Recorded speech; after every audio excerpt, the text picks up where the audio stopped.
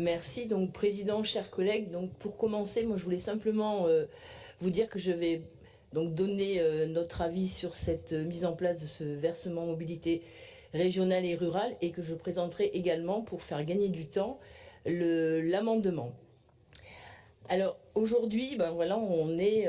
enfin, je vais dire, arrivé à cette délibération qui a beaucoup fait parler. J'ai entendu les arguments des uns et des autres. Et aujourd'hui, donc on nous propose de mettre un taux à 0,15% sur toutes les EPCI, sauf celles qui n'ont pas eu encore un contrat de mobilité. Donc pas de contrat de mobilité, pardon. Donc cette mesure, elle a été arrachée, Renaud Lagrave le précisait tout à l'heure, donc lors du dernier PLF en 2025, parce que bien sûr, il y a des besoins criants des régions, puisqu'il n'y a aucune source de financement pérenne pour mettre en œuvre les compétences qui, je rappelle, en plus des TER, comptent désormais les cars interurbains, les transports scolaires depuis 2016, et que suite à l'OLOM, nous avons eu également une obligation, sans bien sûr de recettes fléchées ou de moyens fléchés, pour prendre la compétence sur les territoires qui ne seraient pas AOM. Donc pour cela, on a aussi une obligation de faire des contrats de mobilité sur les bassins de mobilité. Donc notre région, on a 54 bassins de mobilité. Donc ce VMR, donc la moyenne, ça sera à peu près 60 millions d'euros par an, plus ou moins les 10% et plus ou moins les estimations de l'URSSAF, et à comparer, puisque c'est une somme bien modeste par rapport au budget total qui est de l'ordre d'1,3 milliard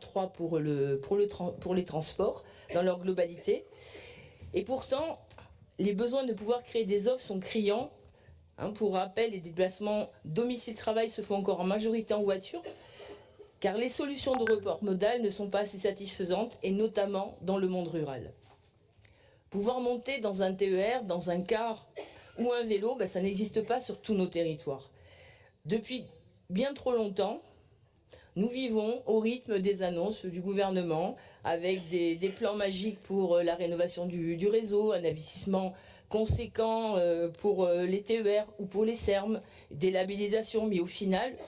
on a peu de choses, peu de concret. Et la dernière conférence Ambition Transport, là c'est pareil, on a des pistes, mais à ce jour, et vu le bazar au niveau national, on n'a toujours rien. Or, ça a été déjà dit aussi, mais le pouvoir d'achat de nos concitoyens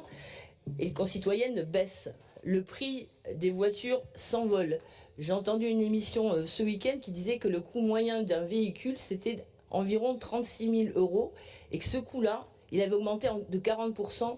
en même pas 10 ans, en 6 ans. Donc là, on voit bien qu'aussi, les transports, ça reste toujours le poste numéro 1 pour les émissions de gaz à effet de serre, et ça ne fait qu'augmenter. Donc cette possibilité de lever ce VMR va pouvoir permettre toutefois de consolider certaines politiques, et nous pensons notamment sur les collectivités qui n'ont pas encore la compétence et qui sont les moins bien dotées.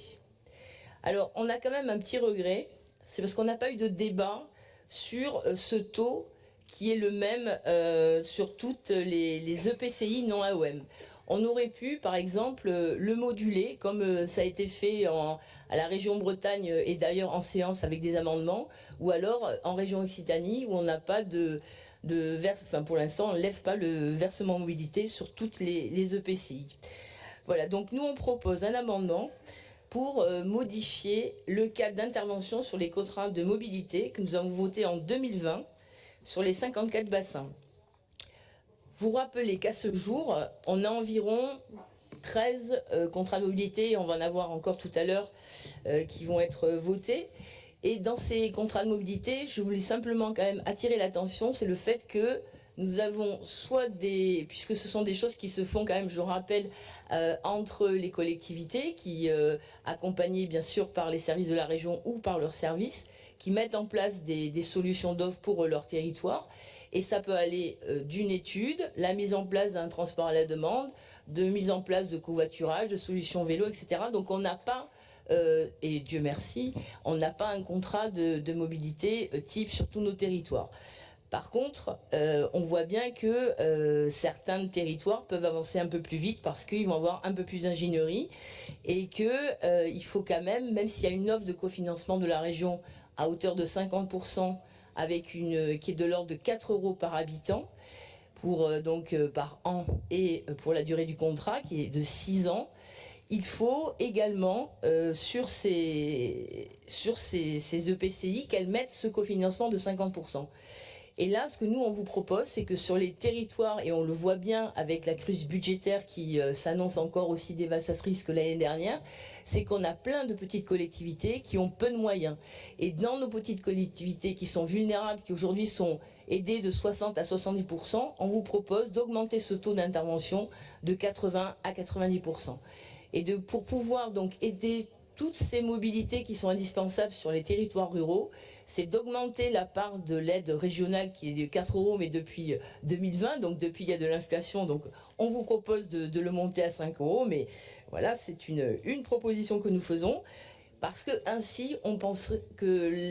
ce qui est important aussi, c'est qu'on ait le maximum de PCI qui fassent des contrats de mobilité. Et donc, pour qu'ils puissent faire des contrats de mobilité, il faut vraiment leur donner des moyens. Et donc, on pense qu'en augmentant les moyens financiers, la prise en charge, et peut-être voir comment on pourrait mettre aussi un peu plus d'ingénierie sur ce territoire, ça nous permettrait de voir de nouvelles offres sur tous nos territoires. On a également renforcé dans l'amendement, je crois que c'est l'axe 3, puisque là on a la description des cars express qui sont actuellement, alors on parle de ceux de la Gironde et ceux de Niort-La Rochelle. Il nous semblait important de montrer que cette politique de mettre des cars supplémentaires sur toute la région Nouvelle-Aquitaine est importante parce qu'il y a des territoires où ils n'ont même pas de train et donc ils n'ont pas forcément un car, et que toutes les études qui sont en cours, ça aurait été bien qu'elles soient remises dans la délibération. Ensuite, un axe nouveau, l'axe 6, c'est celui de pouvoir justement flécher, je vais rester sur l'estimation de 60 millions d'euros de recettes, de pouvoir vraiment les flécher sur des offres de mobilité, donc on l'a dit, domicile-travail, qui passe soit par le maintien, et j'ai bien entendu, Président, ce que vous disiez par rapport à l'entretien du réseau, mais si on peut aussi s'en servir pour maintenir des lignes du quotidien qui sont vraiment indispensables, et que si on n'a plus ces lignes de TER, ça va être la catastrophe pour des milliers de personnes sur nos territoires, et qu'également, il est important de pouvoir aussi ne pas le mettre sur, par exemple, le projet, parce que depuis ce matin, on entend parler de ce projet de ligne nouvelle sud-ouest. Donc voilà, on donne tous les ans 28 millions d'euros pour pendant 40 ans sur ce projet. Et donc nous, on aimerait bien que ça ne soit pas issu de ces 60 millions d'euros, mais qu'à contrario, on puisse renforcer nos lignes, renforcer les cars et avoir un réseau en bon état. Et juste une petite parenthèse, puisque c'est en lien avec les transports, là il y a aussi une grosse inquiétude qui monte, et dans le fléchage et dans l'utilisation de ces fonds, je me posais la question, puisque vous n'êtes pas sans savoir que la SNCF donc a proposé de revoir les ouvertures de gares avec la présence humaine dans les guichets. Et que là, alors je ne sais pas ce que vont donner les prochaines réunions, on a eu un moratoire de la région, mais il y a quand même énormément d'alertes des territoires, surtout sur des territoires ruraux où souvent la gare, c'est quand même un endroit, alors certes, on peut acheter son billet avec un automate, avec un téléphone, mais rien ne vaut quand même le contact humain, surtout dans des territoires ruraux où vous pouvez avoir un train qui va être en retard et la personne ne sait pas qu'est-ce qu'elle va pouvoir bien faire. Donc ça paraît indispensable de pouvoir maintenir ces gares, et surtout aussi une alerte sur,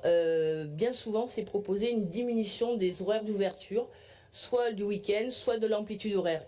Et il ne faudrait pas qu'on se retrouve comme ce qui s'est passé pour des milliers et des milliers de bureaux de poste qui ont fini par fermer parce que les amplitudes ne correspondaient absolument pas aux besoins des usagers.